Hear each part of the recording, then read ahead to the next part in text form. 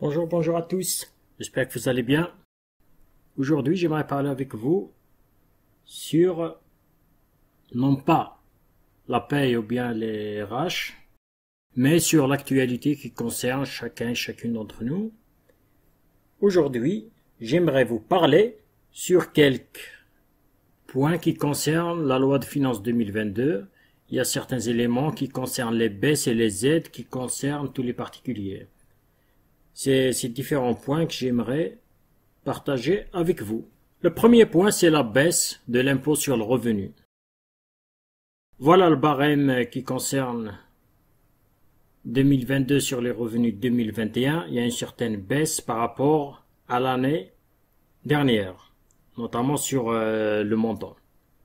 Ce qui va permettre à chacun de payer un peu moins.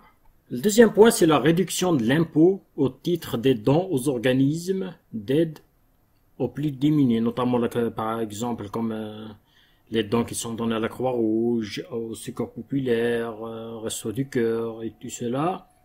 Les particuliers qui font des dons auront une réduction de 75% sur un montant qui est inférieur ou égal à 1000 euros. Si vous donnez par exemple 1000 euros, vous aurez une réduction d'impôt de 750 euros. Ce qui peut être intéressant, ce qui encourage des personnes à donner un peu plus, et ce qui permet aussi aux associations d'avoir une augmentation des dons. Il y a une réduction d'impôt au titre d'investissement dans les PME. C'est pour encourager les personnes, les particuliers à investir dans les petites et moyennes entreprises, pour aider ces petites et moyennes entreprises déjà d'avoir des ressources et de pouvoir investir. Parce qu'il y a beaucoup de petites et moyennes entreprises qui n'ont pas accès déjà au marché financier, à la bourse, et qui n'ont pas accès au crédit bancaire. Et du coup, cette majoration de la réduction est portée de 18% à 25%, parce qu'avant c'était 18%, des investissements dans les PME, dans la limite de 50 000 euros pour une personne seule et de 100 000 euros pour un couple. Ça peut être intéressant pour les personnes qui souhaitent investir ou bien qui cherchent des idées pour les investissements. Il y a un crédit d'impôt pour les équipements, pour l'équipement d'un système de charge de voiture électrique. Si vous souhaitez installer chez vous, dans votre maison, un système de charge électrique, vous aurez une réduction d'impôt à hauteur de 75% des dépenses que vous aurez engagées, et cela dans la limite de 300 euros. C'est un coup de pouce, mais il faut savoir que le système de charge voiture électrique est beaucoup plus cher que ça. Il y a la réduction d'impôt pour l'abonnement à un titre de presse d'information, si vous voulez vous abonner à un journal, que ce soit d'information générale ou politique, vous ouvrez droit à un crédit d'impôt qui représente 30% de la dépense sans plafonnement. Si vous prenez par exemple un abonnement de 100 euros, vous aurez 30 euros de réduction d'impôt. Et cela, c'est pour encourager les personnes à avoir des abonnements dans des journaux, de la presse, tout ça pour encourager la presse. Il y a le crédit d'impôt en faveur des services à la personne. La loi de finances 2022 a rétabli, au titre des revenus 2021, le champ des services éligibles au crédit d'impôt qui a été annulé en 2020 par le Conseil d'État, notamment pour les services qui sont rendus à l'extérieur, lorsqu'ils sont compris dans un ensemble de services incluant les activités à domicile. Ce crédit sera reversé chaque mois alors qu'il était auparavant une seule fois avec une année de décalage. Il y a eu un petit changement cette année pour ce qui est des personnes, notamment à l'extérieur, qui ne sont pas à leur domicile, et c'est pour encourager là aussi les aidants, pour aider des personnes qui ne sont pas dans des maisons de retraite, qui ne sont pas dans des EHPAD, qui vivent seules, pour pouvoir les aider. Parce que des fois, il y a beaucoup de personnes, notamment personnes âgées, tout ça qui se retrouvent seules, sans aide. L'exonération de la taxe d'habitation, qui était une des promesses du président de la République, elle arrive à sa fin en 2023. Il y a eu une suppression progressive. Les ménages bénéficient en 2022 d'une exonération de 65% de leurs taxes. Ça concerne là, c'est les personnes les plus aisées. L'abandon définitif de la taxe d'habitation, elle porte uniquement sur les résidences principales. Prolongation de MaPrimeRénov'. Cela afin de continuer à soutenir la rénovation énergétique des logements pour la lutte contre la pollution. Le dispositif MaPrimeRénov' est prolongé en 2022. Il est réservé aux logements construits depuis plus de 15 ans. Les logements qui sont plus anciens, sauf en ce qui concerne le remplacement de la chaudière, qui concerne tous les logements. Donc, si vous voulez rénover votre maison qui est ancienne, plus de 15 ans, vous aurez droit à cette aide. Et aussi, si vous voulez changer votre chaudière, qui est ancienne pour une nouvelle qui est plus économe, plus respectueuse de l'environnement, vous pourrez avoir droit à cette aide.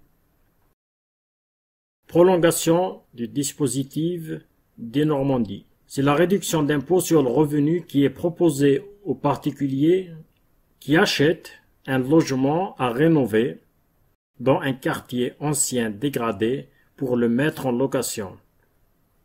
Elle est prolongée jusqu'au 31 décembre 2023. Ils essayent dans les anciens quartiers pour les rénover, les rétablir, réhabiliter. Là aussi, ça peut être une idée pour ceux qui souhaitent investir dans l'immobilier. Vous pouvez trouver des bonnes affaires, des bons investissements. C'est un point à creuser pour ceux qui sont intéressés par rapport à ça. Il y a un bouclier tarifaire face à la hausse du prix de l'énergie. Comme vous savez, il y a l'électricité, le gaz, tout ça qui a augmenté. Il y a une aide, la hausse de l'électricité donc qui est prévue pour la révision, lors de la révision de février 2022, elle est plafonnée, cette fois-ci à 4%. Le bouclier s'appliquera du 1er février 2022 au 31 février 2023. C'est un point qui fait débat actuellement sur la scène publique et nous allons voir qu'est-ce qui va se passer pour la suite. Il y a un nouveau calcul de l'allocation pour les adultes handicapés. Le calcul est réformé avec la création d'un abattement forfaitaire sur les revenus des personnes vivant en couple. Cet abattement est fixé à 5 000 € sur les revenus du conjoint non bénéficiaire de l'allocation aux adultes handicapés. Elle est majorée de 1 100 € par enfant.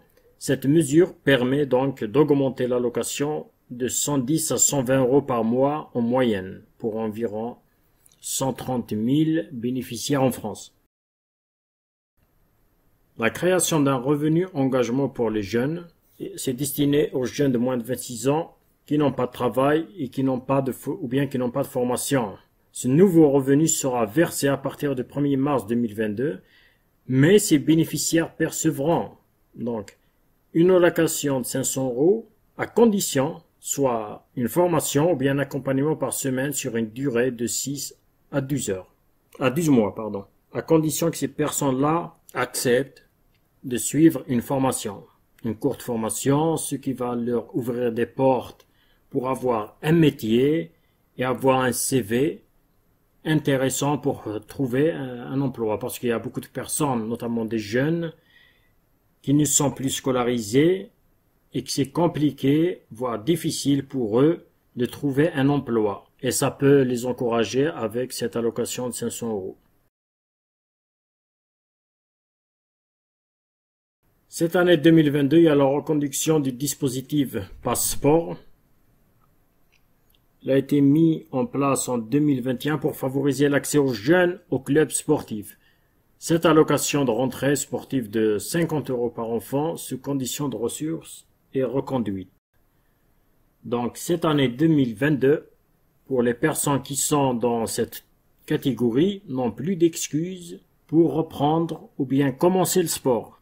Voilà. Il y a l'amélioration du niveau de vie des étudiants avec l'augmentation ou bien la revalorisation de 1% de la bourse sur critères sociaux. Un petit coup de pouce pour les étudiants. Il y a le prolongement de l'aide exceptionnelle à l'alternance pour les moins de 30 ans.